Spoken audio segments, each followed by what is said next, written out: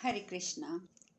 संजय जी आगे कहते हैं, धनुष को बलपूर्वक खींचकर सहदेव ने आपके पुत्र पर बाण छोड़ दिया।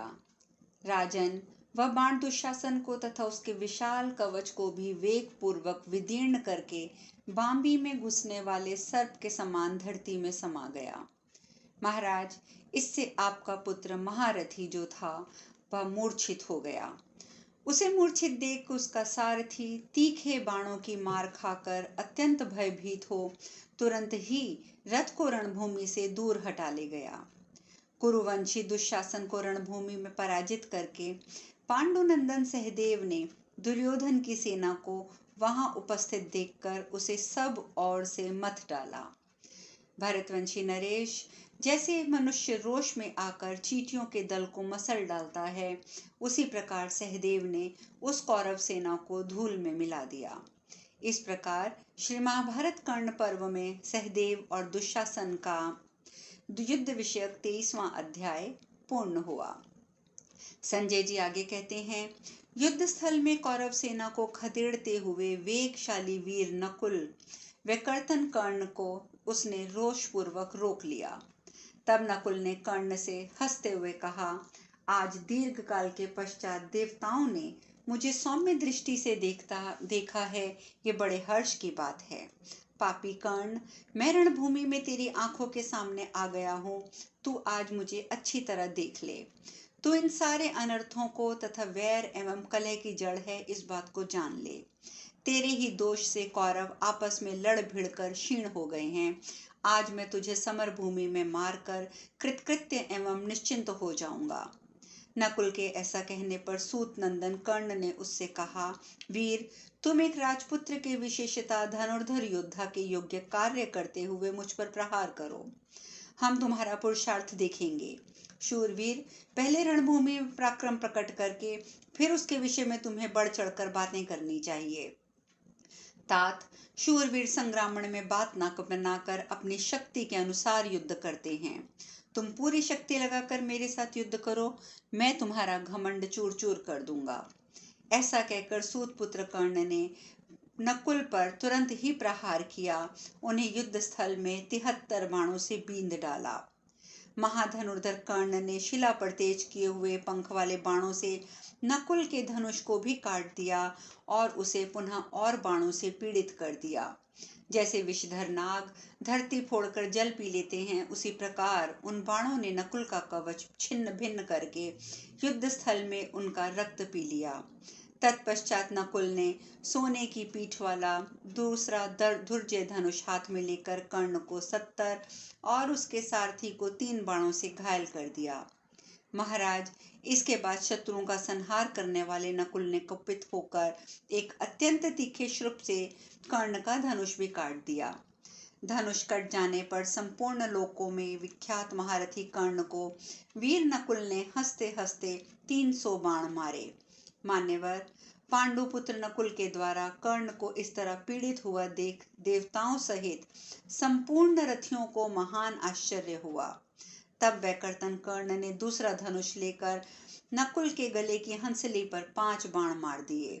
वहां धसे हुए उन बाणों से माद्री कुमार नकुल उसी प्रकार सुशोभित हुए जैसे संपूर्ण जगत में प्रभा बिखेरने वाले भगवान सूर्य अपनी किरणों से प्रकाशित होते हैं। मान्य नरेश, तदंतर नकुल ने कर्ण को 7 बाणों से घायल करके उसके धनुष का एक कोना पुनः काट डाला। तब कर्ण ने सम्रांगण में दूसरा वेगशाली धनुष लेकर नकुल के चारों ओर संपूर्ण दिशाओं को बाणों से आच्छादित कर दिया। कर्ण के धनुष से छूटे हुए बाणों द्वारा सहसा आच्छादित होते महारथी नकुल ने तुरंत ही अपने बाणों से उसके बाणों को काट गिराया। तत्पश्चात आकाश में बाणों का जाल बिछा हुआ दिखाई देने लगा, मानो वहां जुगनुओं के समूह उड़ रहे हों। प्रजानाथ, उस समय धनुष से छूटे हुए 100 बाणों द्वारा आच्छादित हुआ आकाश पतंगों के समूह से भरा हुआ प्रतीत होता था। बारंबार गिरते हुए वे स्वर्ण भूषित बाण श्रेणीबद्ध होकर ऐसी शोभा पा रहे थे, मानो बहुत से क्रौंच पक्षी एक पंक्ति में खड़े होकर उड़ रहे हों। बाणों के जाल से आकाश और सूर्य के ढक जाने पर अंतरिक्ष की कोई भी वस्तु उस समय पृथ्वी पर नहीं गिरती थी। बाणों के समूह से वहां सब और मार्ग अवरुद्ध हो जाने पर दोनों महामनस्विनी वीर नकुल और कर्ण प्रलय काल में उदित हुए दो सूचों के समान प्रकाशित हो रहे थे। राजेंद्र, कर्ण के धनुष से छूटे हुए बाणों की मार खाकर सोमक योद्धा वेदना से करा उठे और अत्यंत पीड़ित होकर इधर उधर छिपने लगे। राजन, नकुल के बाणों से मारी जाती हुई आपकी सेना भी हवा में उड़ाए गए बाणों के द्वारा बादलों में जैसे संपूर्ण दिशा में बिखर जाने पर अंधकार छा जाता है, उसी प्रकार वह सेना भी बिखरने लगी। उन दोनों के दिव्य महाबाणों द्वारा আহিत होती हुई दोनों सेनाएं उस समय उनके बाणों से गिरने से उस स्थान से उठकर दूर हो गईं और दर्शक बनकर तमाशा देखने लगी। कर्ण और नकुल के बाणों द्वारा जब सब लोग वहां से दूर हट गए, तब वे दोनों महामनस्विनी वीर अपने बाणों की वर्षा करके एक दूसरे को चोट पहुंचाने लगे। नकुल के बाणों में कंक और मयूर के पंख लगे थे। वे उनके धनुष से छूटकर सूत पुत्र को आच्छादित करके जिस प्रकार आकाश में स्थित होते थे, उसी प्रकार उस महासमर में सूत पुत्र के चलाए हुए बाण पांडुपुत्र नकुल को आच्छादित करके आकाश में छा जाते थे। तदंतर क्रोध में भरे हुए कर्ण ने रणभूमि में अत्यंत भयंकर स्वरूप प्रकट करके चारों ओर से बाणों की वर्षा द्वारा पांडुपुत्र को पुनः ढक दिया। राजन, सूत पुत्र के द्वारा अत्यंत आच्छन्न कर दिए जाने पर भी बादलों से ढके हुए सूर्य के समान नकुल ने अपने मन में तनिक भी व्यथा का अनुभव नहीं किया। मान्यवर, तत्पश्चात सूतपुत्र ने बड़े जोर से हंसकर पुनः सम्रांगण में बाणों का जाल बिछा दिया। उसने सैकड़ों और हजारों बाण चलाए। उन महामनस्विनी वीर के गिरते हुए उत्तम बाणों से घिर जाने के कारण वहां सब कुछ एकमात्र अंधकार में निमग्न हो गया, ठीक उसी प्रकार जैसे बादलों की घोर घटा घिर जाने पर सब और अंधेरा छा जाता है। महाराज, तदंतर हंसते हुए से कर्ण ने महामना नकुल का धनुष काटकर उसके सारथी को बैठक से मार गिराया। फिर तीखे बाणों से उसके चारों घोड़ों को भी यमराज के घर भेज दिया। मान्यवर, उसके बाद उसने अपने बाणों द्वारा नकुल के उस दिव्य रथ को तिल तिल करके काट दिया। पताका, चक्र रक्षकों, गदा एवं खड्ग को भी छिन्न भिन्न कर दिया। साथ ही 100 चंद्राकार चिन्हों से सुशोभित उसकी ढाल और अन्य सब उपकरणों को भी उसने नष्ट कर दिया। घोड़े, रथ, कवच के नष्ट हो जाने पर नकुल तुरंत ही उस रथ से उतरकर हाथ में परिघ लिए खड़े हो गए। राजन, उनके उठे हुए उस महाभयंकर परिघ पर सूत पुत्र ने अत्यंत तीखे और कार्य को सिद्ध करने वाले बाण चलाकर उसे भी काट डाला। उन्हें अस्त्र शस्त्रों से हीन देखकर कर्ण ने झुकी हुई गांठ वाले बहुसंख्यक बाणों द्वारा उनसे घायल कर दिया, परंतु घातक पीड़ा नहीं दी। अत्यंत बलवान और अस्त्र विद्या के विद्वान कर्ण के द्वारा सम्रांगण में आहत हो सहसा नकुल भाग चले। उस समय उनकी सारी इंद्रियां व्याकुल हो रही थी। भारत, राधा पुत्र कर्ण ने बारंबार हंसते हुए उनका पीछा करके उनके गले में प्रत्यंचा सहित अपना धनुष डाल दिया। राजन, कंठ में पड़े हुए उस महाधनुष से युक्त नकुल शोभा पाने लगे। उस समय कर्ण ने नकुल से कहा, पांडु कुमार, तुमने व्यर्थ ही बढ़ चढ़कर बातें बनाई थी। अब इस समय बारंबार मेरे बाणों की बाण मार खाकर पुनः उसी हर्ष के साथ तुम वैसी बातें करो तो सही। बलवान कौरव योद्धाओं के साथ आज से युद्ध न करना। तात, जो तुम्हारे सामने हो उन्हीं के साथ युद्ध किया करो। माद्री कुमार, लज्जित न हो। इच्छा हो तो घर चले जाओ अथवा जहां श्री कृष्ण और अर्जुन हैं वहां भाग जाओ।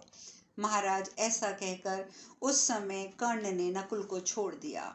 राजन, यद्यपि नकुल वध के योग्य अवस्था में पहुंच चुके थे, तो भी कुंती को दिए हुए अपने वचन को याद करके कर्ण ने उस समय उन्हें मारा नहीं, जीवित छोड़ दिया। नरेश्वर, धनुर्धर सूत पुत्र के छोड़े जाने पर पांडु कुमार नकुल लजाते हुए वहां से युधिष्ठिर के रथ के पास चले गए। सूत पुत्र के द्वारा सताए हुए नकुल दुख से संतप्त हो घड़े में बंध हुए सर्प के समान दीर्घ निश्वास छोड़ते हुए युधिष्ठिर के रथ पर चढ़ गए। उस समय नकुल को पराजित करके कर्ण भी चंद्रमा के समान श्वेत रंग वाले घोड़ों और ऊंची पताकाओं से युक्त रथ के द्वारा पांचालों की ओर चला गया। प्रजानाथ कौरव सेनापति कर्ण को पांचाल रथियों की ओर जाते देख पांडव सैनिकों में महान कोलाहल मच गया। महाराज, दोपहर होते होते सूत नंदन कर्ण ने चक्र के समान चारों ओर विचरण करते हुए पांडव सैनिकों का महान संहार किया। उस समय हम लोगों ने कितने ही रथियों को ऐसी अवस्था में देखा, उनके रथ के पहिए टूट गए थे, ध्वजाएं पताकाएं छिन्न भिन्न हो गई थी, घोड़े सारथी मारे गए थे और उन रथों के धुरे भी खंडित हो गए थे। उस अवस्था में समूह के समूह पांचाल महारथी हमें भागते दिखाई दिए। बहुत से मतवाले हाथी वहां बड़ी घबराहट में पड़कर इधर उधर चक्कर काट रहे थे, मानो किसी बड़े भारी जंगल के दावानल से उनके सारे अंग झुलस गए हों। कितने ही हाथियों के कुंभस्थल फट गए थे, वे खून के भीग रहे थे। कितने ही सूंडों की सूंडें कट गई थी, कितनों के कवच छिन्न भिन्न हो गए थे, बहुतों की पूंछ कट गई थी और कितने ही हाथी कर्ण की मार खाकर खंडित हुए मेघों के समान पृथ्वी पर गिर पड़े थे। कितने ही घोड़ों के उनकी छाती को छिपाने वाले कवच कटकर गिर गए थे, बालाबंद छिन्न भिन्न हो गए थे। भरत, कवच और पगड़ी धारण करने वाले कितने ही घुड़सवारों को हमने प्रास, खड़क और सृष्टि आदि अस्त्रों शस्त्रों से रहित होकर मारा गया देखा। वेगशाली घोड़ों में जुते हुए कितने ही स्वर्ण भूषित रथ, सारथी और रथियों के मारे जाने से उन्हें वेग पूर्वक दौड़ते दिखाई देने लगे। भरत नंदन, कितने ही रथों के धुरे और कुबर टूट गए थे, पहिए टूट गए थे। कर्ण के तीखे बाणों से हताहत होकर बहुत से रथी यहाँ वहां भाग रहे थे।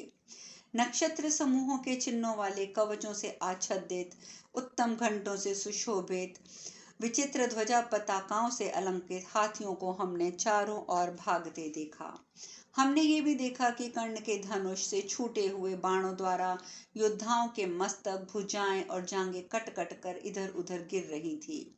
सम्रांगण में सरंजियों पर कर्ण के बाणों की मार पड़ रही थी।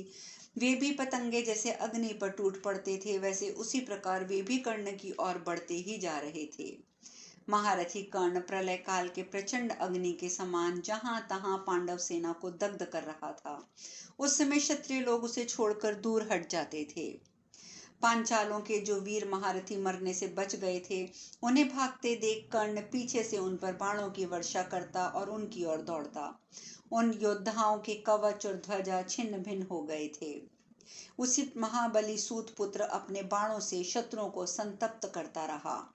इस प्रकार कर्ण पर्व में कर्ण का युद्ध विषयक 24वां अध्याय पूर्ण हुआ।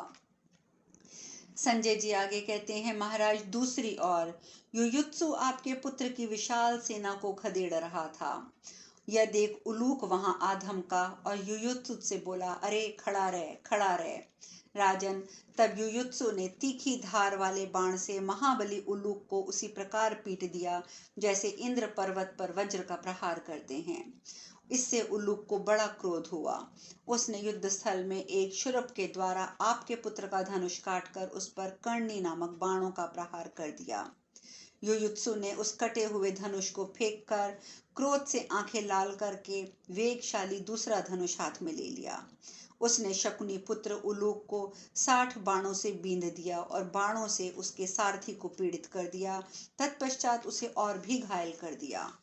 तब उलूक ने संग्राम भूमि में कुपित होकर स्वर्ण भूषित 20 बाणों से युयुत्सु को घायल करके उसकी ध्वजा को काट डाला।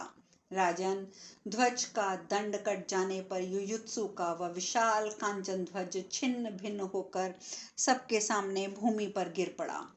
अपने ध्वज का यह विध्वंस देखकर युयुत्सु क्रोध से मूर्छित सा हो गया और उसने उलूक की छाती बेंध डाली। उल्लूक ने तेल से साफ किए हुए भल्ल के द्वारा युयुत्सु के सारथी का मस्तक ही काट डाला। उस समय युयुत्सु के सारथी का वह कटा हुआ मस्तक पृथ्वी पर उसी भांति गिरा मानो आकाश से भूतल पर कोई विचित्र तारा टूट पड़ा हो। अब शेष कथा कल। हरे कृष्णा।